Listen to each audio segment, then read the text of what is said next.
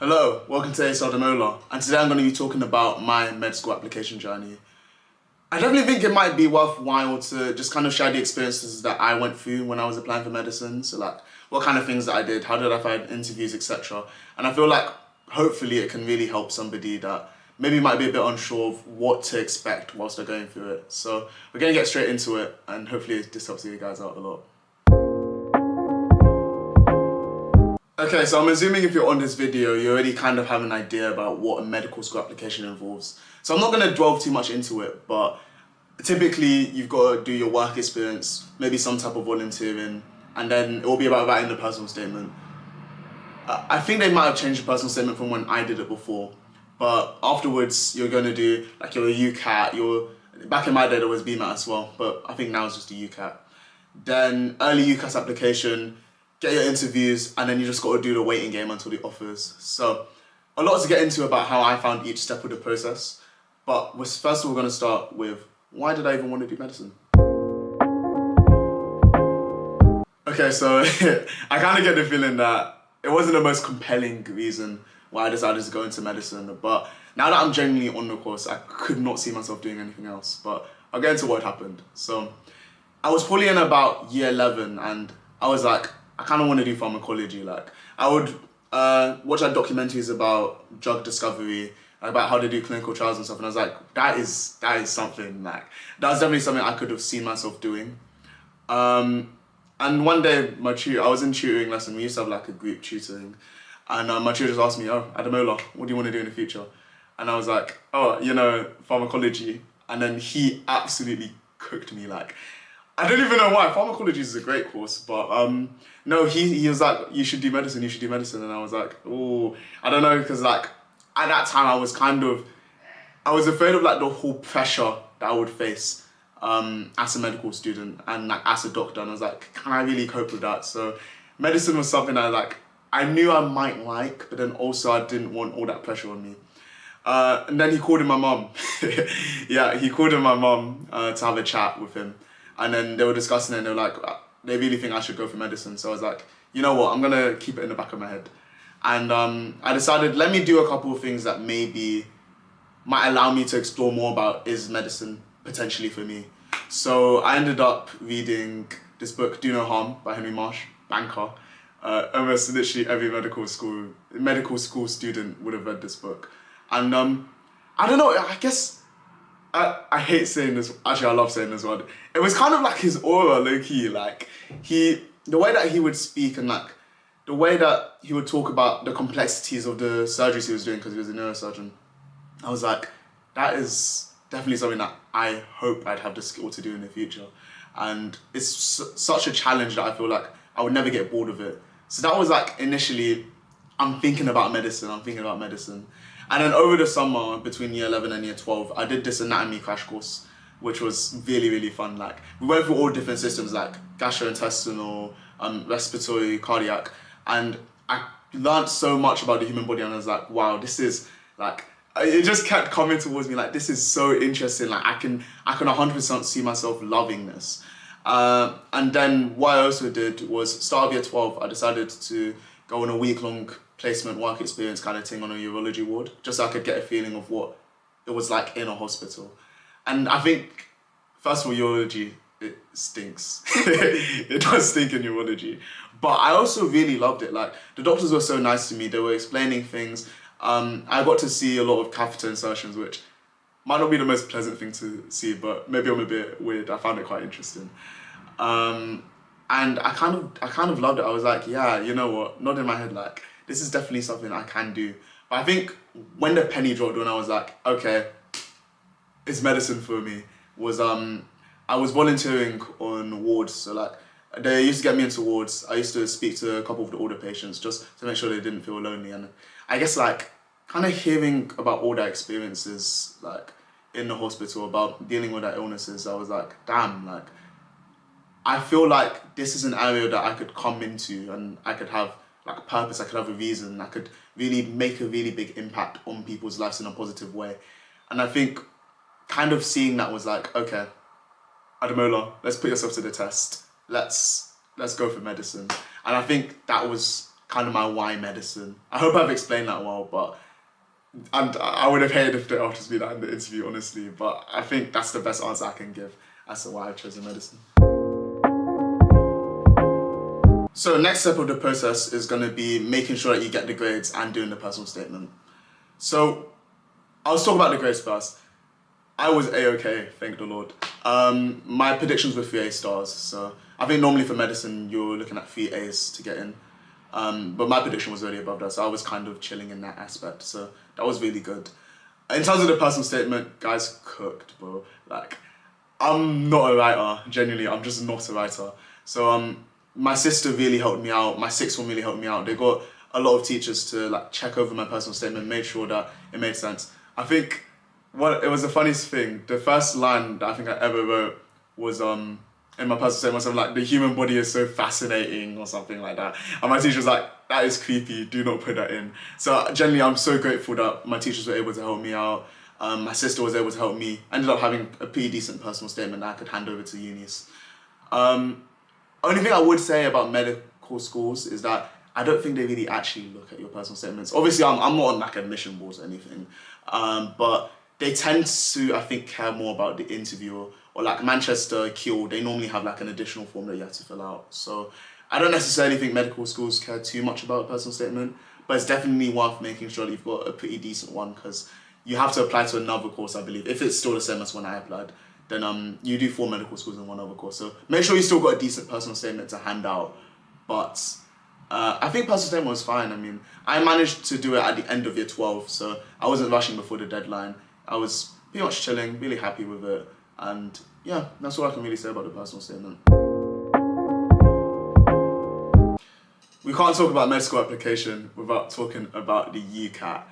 Guys, this UCAT exam set my head in places I don't think it's ever been before. Like, I was stressed out. So I set myself up a table in my parents' room actually, and I was just doing Medify questions all day long, trying to understand. Like, I struggled so much with you'll know there's different domains in your UCAT. So I think there's verbal reasoning, abstract reasoning, decision making, quantitative reasoning, and SJT. Hope I haven't forgotten one. But like, I was so stressed out, honestly. I remember it was a grim summer, just preparing for my UCAT. For some reason, I decided to pick to do it in mid-August. So I had to rush everything as soon as year 12 ended. I was rushing it, trying to like, let me cover everything. I ended up getting a 2790 band 1, which was actually quite decent. I was happy with it. Like, it wasn't spectacular. Meant that some unis were ruled out, and I'll get more into that later. But it also meant that I could apply for a few decent unis that I would like to go to, so I was happy with that. In terms of my tips for UCAT, guys, I generally, at a point, I thought I wasn't going to medical school because of circles and squares. Like, honestly, abstract reasoning never clicked for me. Never clicked for me. But something that I did to help me out was, I got this notebook, and I would draw out the patterns. So like, there's example patterns, I've forgotten them now, but I would used to draw them out to try and help me to recognize them. So like, I get a question on the Medify, I draw it out, and then I'm starting to see, okay, I can work with this, and then it kind of helps me to spot them out a bit more. Again, I was not good at abstract reasoning, but I did end up getting enough to pass. Something else I'd say for UCAT that saved me, TikTok. Guys, TikTok is such a good resource if you use it properly. Like, there's so many people on there that were just giving like mnemonics, that were giving like all these tips for UCAT. I was like, I'm gonna take those, I'm gonna apply them, I'm gonna use them, and it's gonna help me out. I think I might have already said it, but I used Medify for the most part. That was another one that I've forgotten the name, but I'll put it down here, the other name. But I used Medify, I used some of the UCAT practice questions. I thought they were decent. In terms of if they're exactly like the exam, not exactly, but I think they do enough that they'll prepare you well enough so that when you see the questions in the exam, it's not completely foreign to you. And that's all I can really say about the UCAT, yeah. Okay, so if I'm going to talk about my university choices, I first of all need to talk about what kind of factors I was considering to pick these 4 unis. So, I actually didn't do the BMAT. I know they're taking it out now, but what had happened was I was so burnt out from UCAT that summer that I was like, now that UCAT's done, I'm just resting. So we got to September, and I was like, okay, wait, I've got mocks, and these mocks are going to determine my predicted grades. And I definitely wanted to make sure they were they were at still 3A stars. So I was like, okay, I'm going to lock into these mocks, but that doesn't leave enough time for me to be covering like GCSE physics so I can prep for the BMAT. So I actually ended up not doing it. And also now because it doesn't exist anymore, I feel like it's not too much of something that I need to go into, so that's fine. Something else as well, I did not want to stay in London at all. Like, I love my family, but I was like, I need to kind of spread my wings, explore England a bit. So that was another thing. I definitely didn't want to stay in London.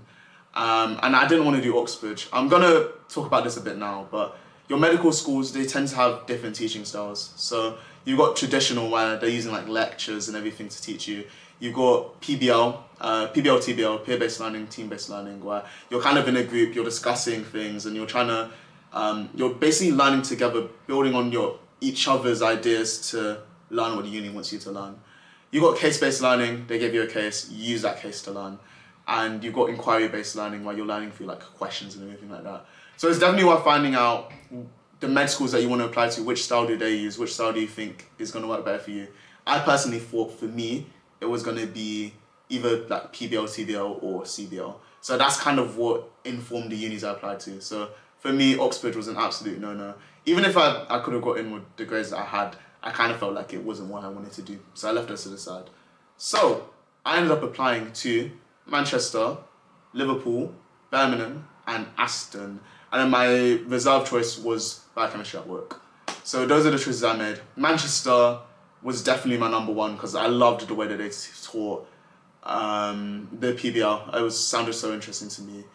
What else about Manchester? Oh, big United fan, so that's a bonus. Can hop off to Old Trafford if I wanted to.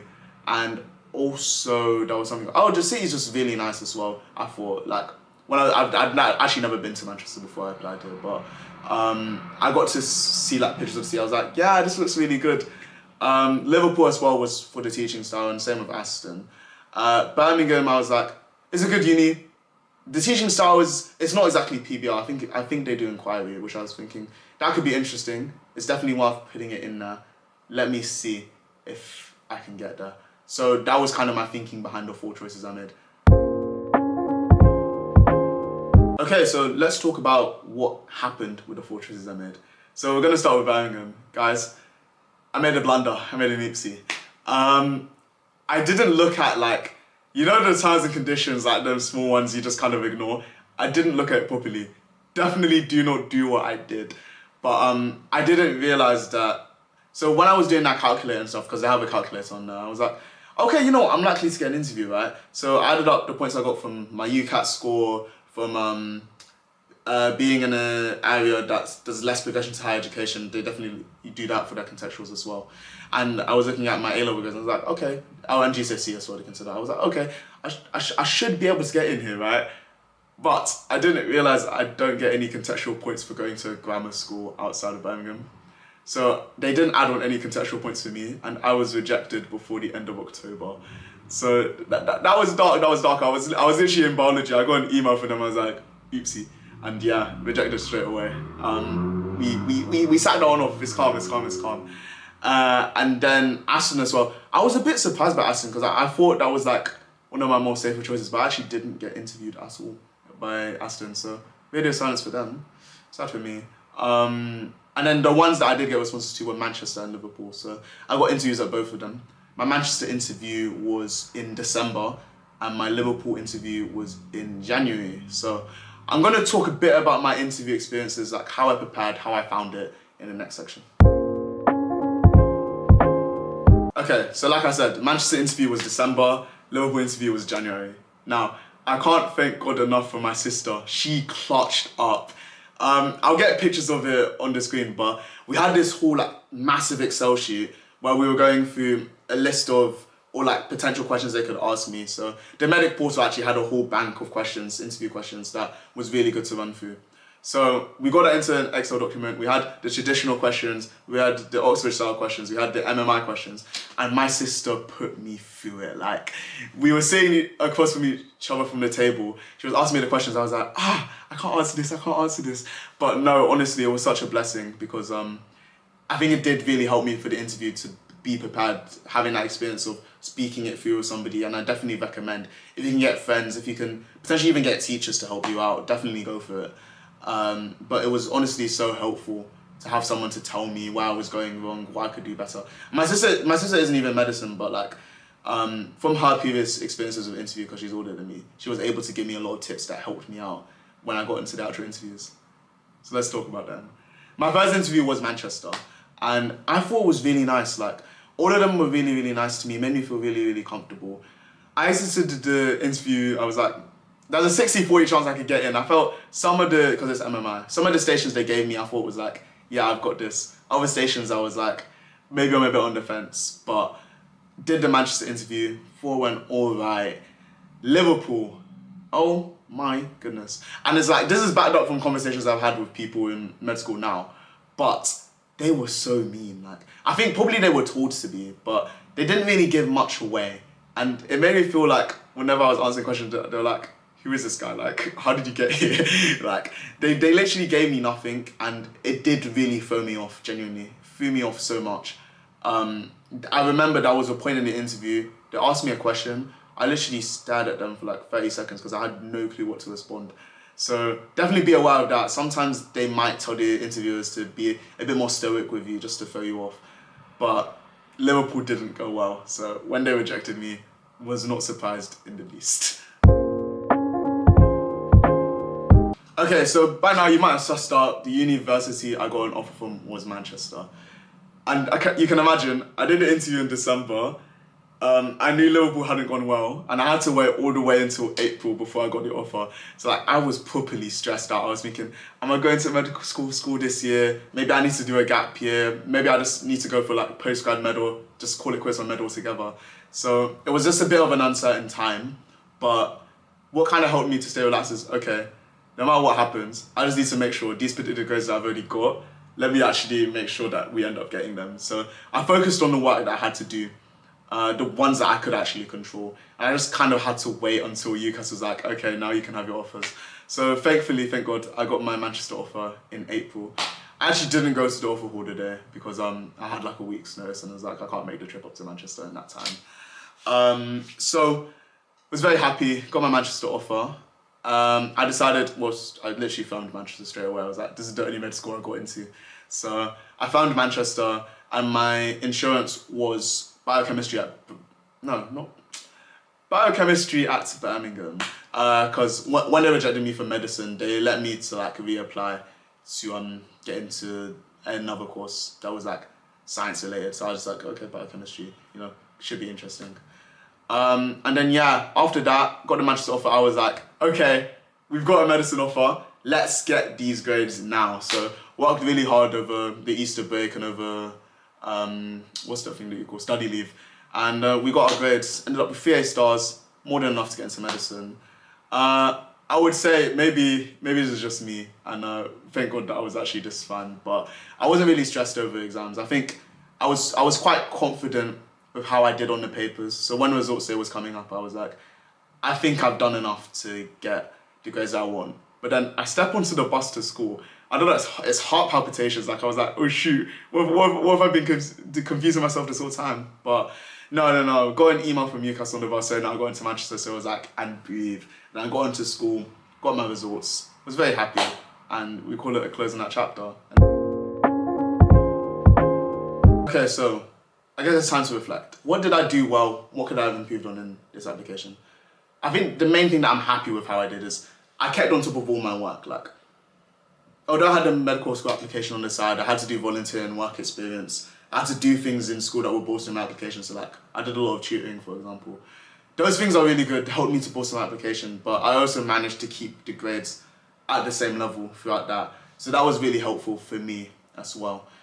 I also felt like I made myself aware of the process with enough time that I was able to prepare myself well. So like, I knew interviews were coming up. So when my Manchester one dropped in December, I was like, okay, I can prepare well enough for this. When Liverpool dropped in January, I was like, okay, although it didn't go to plan, but I can prepare well enough for this as well. So just make sure that you're really prepared for when those things come by informing yourself of what's coming up. What could I have done better?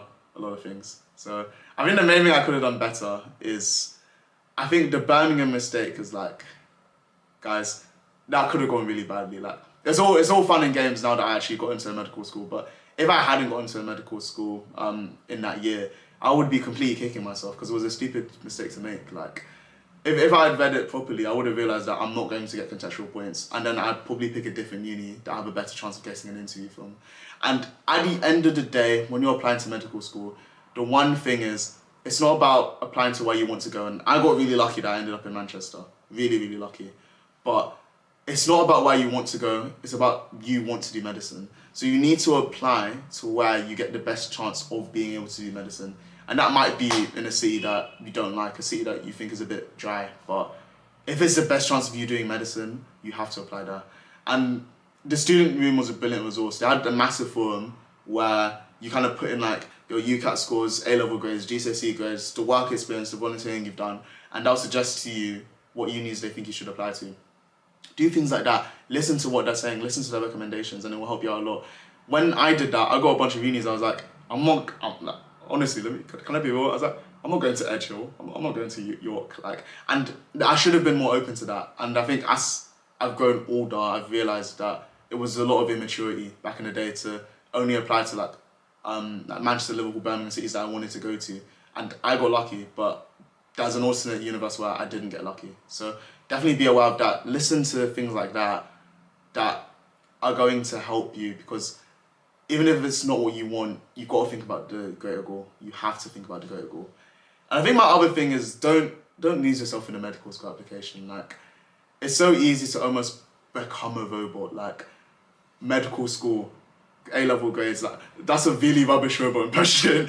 But guys, don't lose yourself in the med school application. Like, I think even your interviewers will see if you're just rehearsing answers. Like, I think be authentically you. Like, keep going, keep being with your friends, keep being with your family. Like, I think, especially with A-level being so short, it's so hard to get completely stressed and to a point where like you almost feel like breaking down. But I don't think it necessarily has to be that way. You can still get really good grades and be happy, you know? So I definitely think you kind of have to go for that balance. And yeah, that would be my best advice for applying to medical school. Okay, so I hope I've kind of covered the main things about my application to medical school.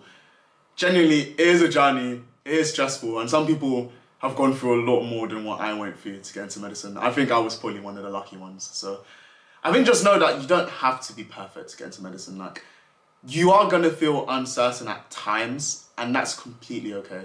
So I would say just make sure that you're always putting forward your best self, your best authentic self, and hopefully interviewers and stuff like that, they'll see that.